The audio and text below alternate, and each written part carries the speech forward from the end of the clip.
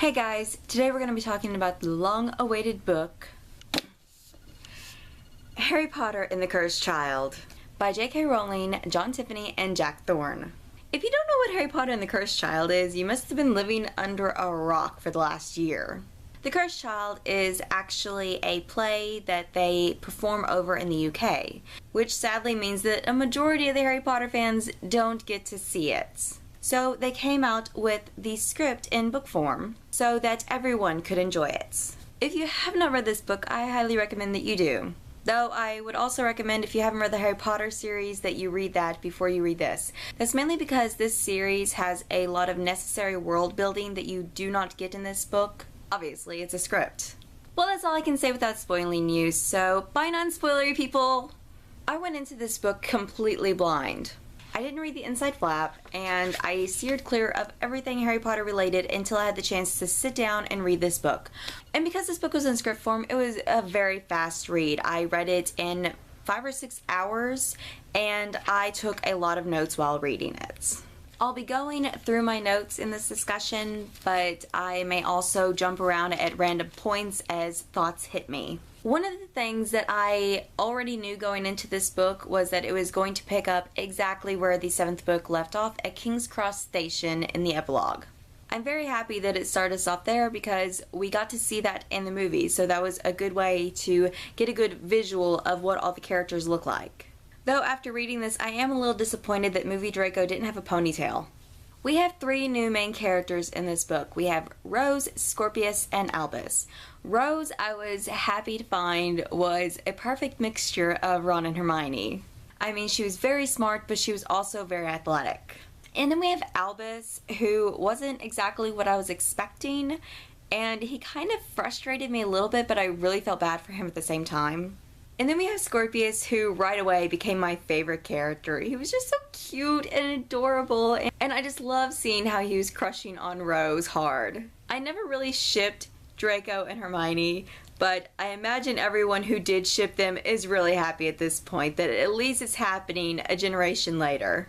But I really want a book now of the next generation going to Hogwarts, because I want to see Scorpius and Rose's relationship develop, and then I also want to see how Albus is going to change now that him and his father have somewhat resolved their differences. There was several points in this book that I just went, what the F is going on?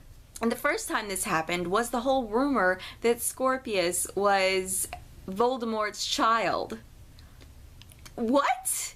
It's like everyone thought that Scorpius's parents couldn't have children, so to have a pure blood heir, they decided they would go back in time and have a child with Voldemort. One, why would they choose Voldemort of all people? Not even a pure blood. And then, why would she go back in time? She's not technically a Malfoy. She's a Malfoy by marriage. Wouldn't it have made more sense for him to just cheat on her with someone and have a child that way? That's one of the things I don't like about the Wizarding World. It's full of gossip and rumors, and everyone shuns poor little kids like Harry and Scorpius just because of rumors. Then we get to the Sorting Hat. At the end of the Deathly Hallows, Albus is worried about being put into Slytherin. And all of us are assuming that he's going to be put in Gryffindor. He's just worrying for nothing because his brother was teasing him about it. Well, I don't think any of us were actually expecting him to be in Slytherin, which I'm very glad he was in Slytherin. And then we have this transition scene after they've started classes, and Albus is having a really hard time. He's not the best at spells, and he's not a natural flyer like his father was. And this, along with all the crap that he's getting from the other students because he's a Potter in Slytherin, he becomes very resentful of having to live up to the Potter name. I really like how in the end Harry makes the comment to Albus that he's more like him than James is. One of my favorite things about this book was finding out more about the older characters and what they're doing now. I mean, Harry's the head of the Magical Law Enforcement Office. Ron runs the joke shop. Ginny edits the sports page for the Daily Prophet. Hermione is Minister of Magic. And well, we don't really find out what Draco's been doing. He's, I guess, a stay-at-home dad. Then we have a time jump from Albus's first year to his 4th year of Hogwarts. And we get little scenes from in between that time, but nothing really interesting happened. Though I wouldn't say no to getting a full 800-page book of each of his years at Hogwarts.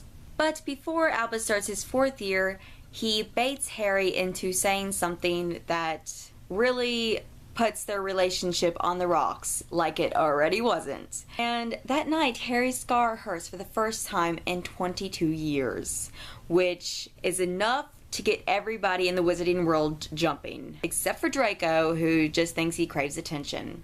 I had a theory as I was reading the scene where Amos Diggory comes to see Harry and they're talking about the time turner and going back and saving Cedric. I thought right then and there that Albus was going to be stupid enough to get the time turner and try to go back in time to save Cedric Diggory. It's like, didn't Harry explain to any of his kids what happened in his 3rd year at Hogwarts? You don't mess with time. But Albus makes the decision to go back in time when he gets on the train and he drags Scorpius along with him. And the weirdest thing that happened, more so than them using magic to actually jump off the Hogwarts Express, which was really, really crazy. You don't jump off of a moving magical train. But the weirdest part in that flippin' scene was the trolley witch. I never gave the trolley witch a second thought in the Harry Potter series, so it was really unexpected when she whips out some spikes and daggers and stuff like that and is going to do everything she can to keep them on the train. Very freaking creepy. And apparently Sirius and Fred and George have tried to leave the train too, and she stopped them. It's like, what the hell? You stopped Fred and George from doing something, but you couldn't stop Albus and Scorpius? If I had to choose a weirdest moment in this book, it would have been that. So they get off the train and they go to see Amos Diggory and Delphi, who is going to help them sneak into the Ministry of Magic to get the time turner. One of the funniest parts in this book was when Albus has to distract Hermione as Ron, and he's like, I either want a baby or a vacation. And Hermione doesn't suspect that it's not Ron. And this part is not come up in the book ever again, even though Albus says, talk to me later about this. It's like, Hermione, you're so freaking smart. Why wouldn't you question the way Ron is acting? And then we get inside Hermione's office to get the stinking time turner, and the obvious place for Hermione to hide it is the bookcase. I didn't expect them to have to solve a riddle to get the time turner. I thought she would do something more like Snape did when they were trying to get the Sorcerer's Stone and use logic to find out which book it was in or something, and if they chose the wrong book, something horrible would happen to them. But no, it was pretty straightforward, and I have a feeling that if Harry, Ron, and Hermione had been doing that, they could have most likely have solved that riddle in their first year. That was really unbelievable. I mean, I can see Hermione doing something way more elaborate and thought out than that, and they never would have got that time turner. Then we have them going back to the first task, and instead of being smart like Hermione was and staying out of sight, they dress up like drumstring students and are like standing right there beside Hermione to disarm Cedric. It's like, what are you doing? The first rule of time travel is not to be seen. This time turner is apparently not like Hermione's. Hermione could only go back by the hour, and this one goes back several years, but it has a time limit of only 5 minutes before you're sucked back into the present. Which I'm glad about because they do a lot of damage in 5 minutes. I would hate to see the amount of damage they could do in 10 minutes. They change the future, but they don't end up accomplishing anything. They really just screw everything up. Ron and Hermione aren't married anymore. Rose doesn't exist. Harry is a little bit of a jackass. Pardon my French. And Albus is now in Gryffindor. And Harry's doing everything he can do to keep Albus from Scorpius. I mean, he's basically put him under house arrest and under constant watch. The biggest changes, however, happen to Ron and Hermione because Ron is now married to Padma and they have his son with a name I cannot pronounce, and Hermione is the Severus Snape of this timeline. And Scorpius knocks a little bit of sense into Albus about how hard his life really isn't compared to Scorpius's. Because Scorpius's life is hell. I mean, he's lost his mother, everyone believes he's Voldemort's child, and he gets shunned from everybody because of it. and Albus is his only friend. The only problem Albus really has is living up to his father's name and not feeling like his father loves him. I mean, he really doesn't have a lot of problems compared to Scorpius. So Scorpius knocks some sense into Albus, and then Draco knocks some sense into Harry. And I loved their little duel. It was so nostalgic of their time at Hogwarts. And after the fight gets broken up, Draco talks to Harry about how jealous he was of the Golden Trio in school, and how he really just wanted friends, and how Harry was being stupid for keeping Albus and Scorpius apart when they were such great friends. And I really think this was the first step to Harry and Draco becoming friends. One of my favorite things about Scorpius in this altered timeline was the fact that the real problem he had with what they had done is that Rose is no longer alive, and that is the sole reason that he wants to go back in time again and fix everything.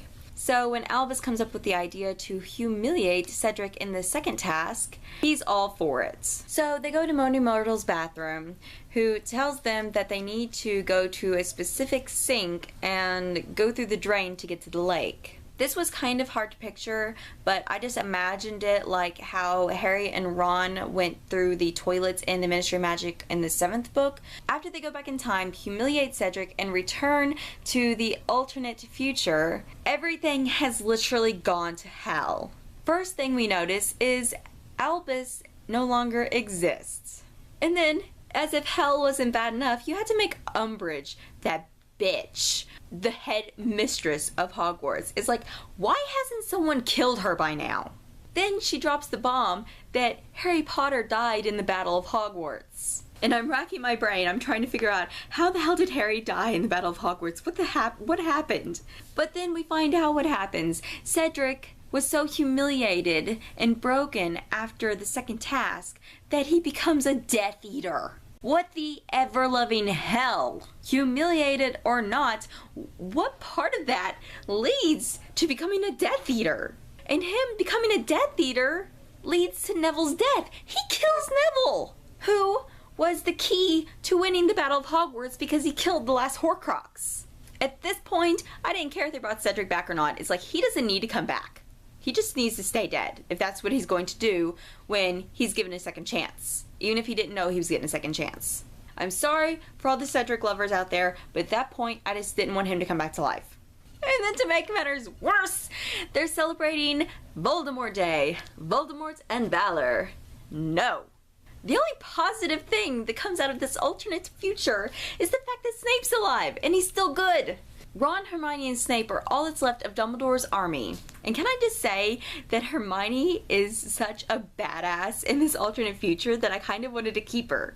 I knew that Hermione had in her mind to go back to each task and fix the problem that Scorpius and Albus made. What I didn't expect was for all of them to go and fix the problem. And then they no sooner fix the first task than the Dementors swoop down and kill Ron and Hermione. They literally suck the soul out of them. And then they get Snape as well. And it's like, oh my god, Ron and Hermione's one thing. We know we're going to go back in time and fix this. And they're going to be fine. It's all going to be fine. But then they killed Snape again. And it's like losing him for the first time. Although I have to say that Snape was really cool about his death. Hermione's all sorry about his death, and he's like, at least I'm not married to Weasley. And my favorite thing about Snape in this little alternate future was the fact that Scorpius was telling him about how Albus was named after Dumbledore and him, and what all Harry thought about him after he learned the truth. Snape was just so touched by that, and he wanted Scorpius to tell Albus that he was proud that he was named after him, and that was just so touching. After Ron, Hermione, and Snape sacrifice themselves so that Scorpius can get to the lake to stop his past self and Albus from humiliating Cedric in the second task, the future as it once was. It was very big of Scorpius to change the future because in this alternate future, yeah, the world was horrible, but his life was better. I mean, he didn't have his mother. He didn't have his mother in any alternate time. There was no way to stop that. But he was way more popular and everyone feared him and called him the Scorpion King in this future. So he had friends and girls crushing on him and several things that his life was just better. But he knew that wasn't how the future was supposed to be, how he was supposed to be. And I don't know a lot of teenagers that would have actually given all that up to go back to being a loser the way he did, so that made me really respect Scorpius. One of the best things about seeing these alternate futures is the first time they changed the future, Ron and Hermione weren't together. And all of us have contemplated what would have happened if Ron and Hermione never got together and what their lives would have been like. Safe to say that it wasn't for the better. And it was also nice to see the future as if Voldemort had won and Harry had died. I kind of wish there was a book with an alternate ending to Book 7. Like, if Voldemort had won the war, there'd be like an entire book of just what would have went down. But now that the future is back to normal, all we really have to worry about is Harry's dream and his scar hurting. Which really didn't make sense to me, because it's like the piece of Voldemort that was inside Harry that made him speak Parseltongue and made his scar hurt died. So these things shouldn't be possible anymore. And just because there's a descendant shouldn't make that possible. It may be because of the fact that time was being messed with so much that brought all this on. But I don't know, it's confusing and it needed more fleshing out than a script could do. Scorpius and Albus get caught coming out of the lake, and Albus doesn't really know what's going on because, you know, he didn't exist in that second skip through time that Scorpius did. And he doesn't understand why Scorpius is so excited that they didn't succeed in bringing Cedric back. But then there's really no time to celebrate because their parents catch them. They know about the Time Turner and they're in deep crap. And I really believe that Scorpius lost the Time Turner, but he just hid it. Scorpius has in his mind to destroy the Time Turner. That way the Ministry can't keep it, and that way there's no chance of somebody stealing it and messing up the future the way they did. So him and Albus decide that they're going to sneak out one night and they're going to destroy the Time Turner. And Albus, of course, contacts the girl he kind of has a crush on. This turns out to be a very bad idea because she's the Auguri. Auguri?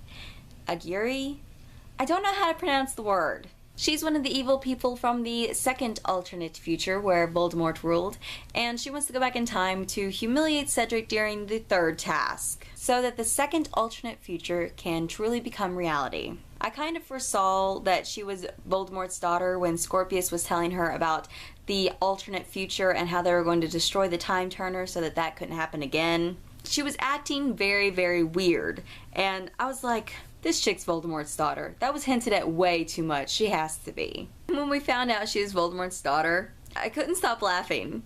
Not that it was a particularly funny moment to laugh at, but the only thing that came to my mind, Albus fancied Voldemort's daughter. What the F? And she's like 20-something years old. And I think we all had our suspicions of who her mother was. Who else could it be except Bellatrix? There was no one else it could have been. Bellatrix was the most loyal of his servants, and I think the only one who wouldn't have minded having a child with a noseless freak. So her parenthood didn't come as much of a surprise. But I probably stared off into space for like a good 5 minutes after I read that part. And I was like, are you freaking serious? And then she was born right before the Battle of Hogwarts inside Malfoy Manor. What? It's like, what time period could she have possibly gotten pregnant from? It had to have been after the 6th book. So maybe sometime that summer between the 6th and 7th books, maybe?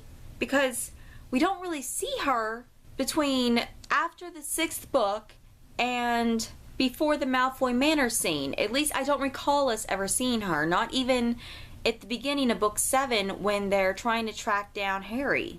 I just don't know. I mean, that's the only thing I can figure. You take in 9 months pregnancy. It would have to be that summer when she got pregnant, I would think. Going back to when Delphi takes the Time Turner from them and is going back in time with them. That way she can fulfill this prophecy that strangely no one else knows about. Because like Scorpius was explaining in this, prophecies can be altered or avoided depending on what you do. Especially if you have a Time Turner and you're going back in time. It's like her prophecy of Albus being the one to bring back the Dark Lord. She was making that prophecy happen. It wasn't happening on its own. Oh God. Does that mean the prophecy can still happen? Because she was trying to make this prophecy happen. And prophecies normally just work out on their own. Like Harry's did. So, does that mean that there could be another book where this prophecy actually happens? Or maybe not, because Voldemort didn't hear the ending of the prophecy for him and Harry. So maybe if he had heard that, it could have been avoided and never happened. But there's a possibility that that could be like another book series right there. Oh my God. I'd be so happy if that happened. But oh my God. That's really all I can think about now. Oh, let's move on. But that's basically what Delphi is going to try to do. She's going to try to prevent Harry and Voldemort's prophecy from ever happening. And to do so, she's going to go back to October 31st, 1981. And at this point, I really wasn't sure what was going to happen. I mean, was she going back in time to kill Harry herself? Which I assume if she had, the outcome would have been the same, at least for her instead of Voldemort. But then you also have to think, was she going back in time to prevent Voldemort from even killing Lily and James Potter? And then if that happened, he could have set his sights on Neville. And I don't know if his parents were crazy at that point, but I don't really know how that would have turned out. If his parents were crazy, I mean, there would have been no one there to really protect him, you know, besides his grandma. And that would have been horrible, because that would have probably put him in an orphanage as well. We don't really know a lot about Neville's family, so I'm not sure exactly who would take care of him if that ever happened. Enough theories. Enough theories. But seriously, there is so much that can happen when you screw with time that it's kind of hard not to theorize what would have happened if that prophecy hadn't come about. I don't know. I'll think about this later. Back to 1981. I didn't realize that the time turner had been broken, so I thought maybe Scorpius and Albus had just gotten separated from Delphi and now they were stuck in that time period. And they say that she's still there. How is she still there if the time turner only has a 5-minute span? But I must have skipped over the part where she broke the time turner. And isn't it just like Lucius Malfoy to have the final time turner, the one that goes back in time and doesn't have a 5-minute time limit? Draco has had the original one this whole entire time. I understand why he didn't turn it over, because then everyone would suspect that Scorpius really was the child of Voldemort. But you would think he would have destroyed it. I'm glad he didn't, because then none of this could have been resolved. But that's not something you keep laying around. You could get in serious trouble for having that. But the boys end up coming up with a brilliant way to send Harry a message, and that's to write an invisible message on his baby blanket, which is the only thing he has left from his childhood. And Christine made a good point in her discussion video. How in the hell did they get that message on Harry's baby blanket? Did they sneak into the house, unwrap baby Harry from the blanket, write the message on it, and wrap him back up before anyone caught them? It doesn't seem possible, especially because, correct me if I'm wrong, but didn't they leave the invisibility cloak back in Moaning Myrtle's bathroom before they time traveled to the second task? I think they did, but I'm not 100% sure now. If they did, that makes it pretty much impossible for them to have snuck into the house, wrote a message on the blanket, and got out of that house without being spotted. And they couldn't have used James's invisibility cloak from that time, because Dumbledore has it when James and Lily die. So there's no invisibility cloak at all here. It's like, how did they do this? How? I want to know. Another creepy part in this book is when they transfigure Harry into Voldemort, which made a lot of sense because, I mean, he has been inside Voldemort's head, and he does speak Parseltongue. And I can see how Delphi would fall for Voldemort in any form because she's never really seen Voldemort. So I'm going to go with the theory that they transfigured Harry into the Voldemort that they all knew from the Battle of Hogwarts, and that that's the only reliable description of his physical features that she would know of. So after that little trick, and Albus gets into the church to open the doors so everyone can help Harry subdue her, Voldemort shows up. And this was the most emotional point of the book. Harry decides that since he's letting his parents die, he's going to make himself stay there and watch it. We get to see Harry's parents die all over again. As if him reliving their final moments in the third book wasn't enough. We actually had to physically see it happen. And I just love the fact that everyone stayed there to support him, and they forced themselves to watch as well. Because, you know, everybody wanted to prevent that happening, even Draco. And then to make matters worse, we have a scene where Hagrid is pulling Harry out of the ruined house. And it just hit me right in the feels. I mean, the beginning of this book, we started at the end of the 7th book, and then we backtrack all the way to how the first book began. I couldn't help but crying. I'm reading this book at 1:30, 2 o'clock in the morning, and I'm just busting out into tears. I'm lucky I didn't wake anybody up. Thankfully, they leave the book on a happier note. And that happy note is Scorpius asking out Rose. And that was just adorable. I love Scorpius so much, and I want to see him and Rose together so bad. I know a lot of people, myself included, that were shipping Rose and Scorpius at the end of book 7. And the fact that this book confirmed that 1, Scorpius isn't a little shithead like Draco was, and 2, he has a crush on Rose. It just made my day. I'm really hoping for another Harry Potter book in the near future, one that is an actual book and not a script. Even though I highly enjoyed reading the script form of this book, I think I would have enjoyed it more if it had been an actual book and they had gone into more detail about everything that was going on. Well, those are my thoughts, feelings, and apparently theories about Harry Potter and the Cursed Child. Fingers crossed for another book in the near future. Well, that is all I have for you today. Thank you guys for watching, and I'll see you next time. Bye!